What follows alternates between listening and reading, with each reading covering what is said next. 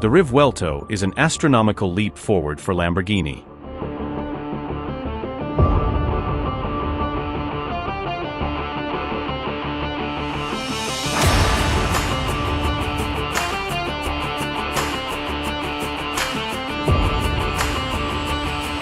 The modern V12 supercar, fully realized. The Revuelto is the best possible outcome for Lamborghini fans. For years, enthusiasts feared the Raging Bull would drop its V12 in the name of emissions. But thanks to hybrid power, the epic V12 engine will stay alive until at least 2030. That propels this car into an entirely different league of performance. Compared to Lamborghini's last flagship, the Aventador, the Revuelto is an astronomical leap forward in handling, ride, and speed. After a couple of hours behind the wheel, ripping through the beautiful backroads of upstate New York, it's clear this is one of the most capable performance cars on sale today. The Revuelto isn't just a reskin Aventador with some electric motors slapped onto the drivetrain. It's an entirely new car. The carbon monocoque was reshaped to allow more passenger space. Previously, anyone over 6 foot 2 inches would touch the roof. Now, there's headroom and legroom to spare. The front crash structure, previously made from aluminum, is now made from carbon. The drivetrain receives an even more revolutionary change. Since the Countach, Lamborghini has put the transmission for its flagship in front of the engine, sitting in the central tunnel between the seats in a strange, not used anywhere else configuration. That setup was tossed for the Revuelto. Instead, the transmission moves to the rear of the engine for a more traditional mid-engine layout. The gearbox is anything but traditional though. It's an 8-speed dual clutch, another first for Lamborghini's V12 flagship, that's designed to sit transversely behind the motor and perpendicular to the rear wheels. That helps improve packaging, and it incorporates hybrid power from the Revuelto's 3 electric motors in a totally new way. Normally, a car with this configuration has 2 electric motors in the front, one for each wheel, and a third motor sandwiched between the engine and the transmission. Think of cars like the Acura NSX or the Ferrari SF90 Stradale. The Revuelto's 2 front motors do the same here, but the rear motor isn't mounted between the V12 and the gearbox. Instead, it sits atop the transmission casing, totally separate from the engine. It even has its own shaft within the box, complete with a fork and synchronizers, to connect and disconnect independently from the V12. That means the electric motor can spin the transmission, and consequently, the rear wheels, without having to also spin the engine. So you can still have all-wheel drive, even when the engine isn't running. It's a genius piece of engineering. Leaving the staging area, Lamborghini asks us to stay in Città mode. Italian for city, this the Revuelto's pure electric setting. Slap the right paddle to put the car into drive, and a distinct clunk emerges from the rear end, signifying that the electric motor is meshing to the transmission.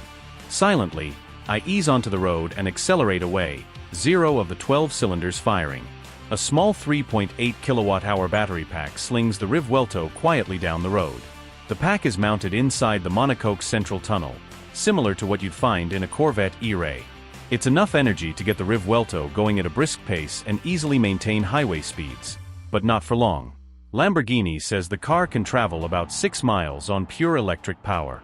Plenty to get you out of your gated neighborhood and onto a main roadway. The real fun begins when you start playing with the 4 rotary knobs on the steering wheel. The most important one, highlighted in cherry red, is the drive mode selector. The car always starts in Città. From there, you can turn the knob once to move to Straight or street mode. This fires up the 6.5-liter naturally aspirated V12, but instead of throwing it straight into gear, the Revuelto is smart enough to leave the car running on the electric motors, which allows the engine to properly warm up before popping it into gear. There's even a message on the dash that informs the driver the engine is only being used to charge the battery before it's up to temp.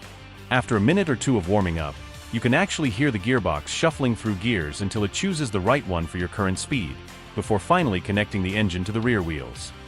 From there you can go to sport mode, which turns up the dial a bit further. After that is everyone's favorite Corsa, where you get full kill from the drivetrain to set the fastest laps. Turning all of the driver assists is as easy as holding the knob until you unlock the final mode, Corsa with ESC off. The knob on the top left of the wheel is even more fun to play with. It can control what the Revuelto's hybrid system is doing, independent of whatever mode you're in. Drivers can choose between having the V12 recharge the battery, using the hybrid battery as a normal addition to the engine, or in Sport or Corsa mode, Set it to performance to squeeze the most out of the electric motors and keep the battery topped off.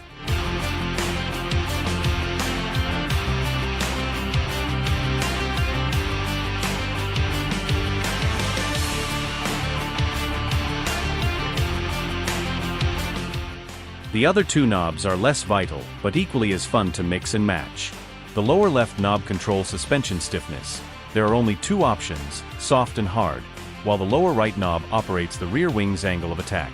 Shuffling through each mode and setting gives you nearly 100 different possible combinations. It's a ton of fun, and the closest I've ever felt to being an F1 driver while in a road car. Endless drive mode combinations are only a small part of what makes the Revuelto so exciting. This is the best car I've driven all year, and not just because it feels like a 20-year leap in progress from the Aventador. The new carbon tub is 10% lighter yet 25% stiffer than before, while downforce is up by 70%. Combined with a new rear-mounted transmission layout, this car drives far more like a Huracan Technica than any Aventador. Except it's better than the Huracan. Where that car would crash over bigger bumps, the Revuelto suspension is far more suited to imperfect pavement and real roads. But it doesn't give up any performance. The hybrid motors mean this car can't match the Technica's supremely pointy front end, but it's damn close. And for what you get in exchange, seemingly endless grip that makes you feel like the greatest driver on the planet, I'd say it's worth the trade-off. The hybrid system is well integrated into the experience, delivering a glut of torque absolutely any time you request it. But it's still not the star of the show. The 6.5-liter 12-cylinder is mostly new for the Revuelto, with a new block, new pistons, a new valve train, and a handful of other new or updated items. In all, it's 37 pounds lighter than the Aventador's motor. It makes 813 horsepower all on its own, and the redline is a spectacular 9,500 RPM. The V12 is a work of art, with dump trucks of top-end power and an absolutely stunning soundtrack. The dual clutch makes it feel incredibly light and eager to spin to redline, despite its incredibly long gearing. Second gear tops out at around 90 miles per hour. I did most of my driving on public roads, so I wasn't really able to stretch out the Revuelto's legs much. But it's safe to say I tried to stay within the last 2,000 RPM of that power band as often as possible. It's addicting. The drivetrain is leaps and bounds more agreeable than the Aventador's old ISR single-clutch automated unit, especially when you're just cruising at normal speeds. No more weird pauses or unpleasant lurches between gear changes. I was worried the Revuelto might lose some of its brutish character that came with a hard-shifting ISR, but a few shifts in Corsa mode alleviate any concerns. The automaker has tuned the dual clutch to deliver extra aggressive shifts in its sportiest mode, reminding you that yes, this is the big boy Lamborghini. It tiptoes between thoroughly modern and authentically raw, without ever coming off as sterilized. The Revuelto is the platonic ideal of a modern supercar. It incorporates a smattering of exciting new usable tech to make the exotic experience refreshing and more approachable, but doesn't rid itself of what makes an exotic truly special, a big naturally aspirated V12 engine. And it does all of this in a coherent way, with seamless and unobtrusive performance that backs up its wild design. With a starting price north of $600,000, it's tough to expect anything less.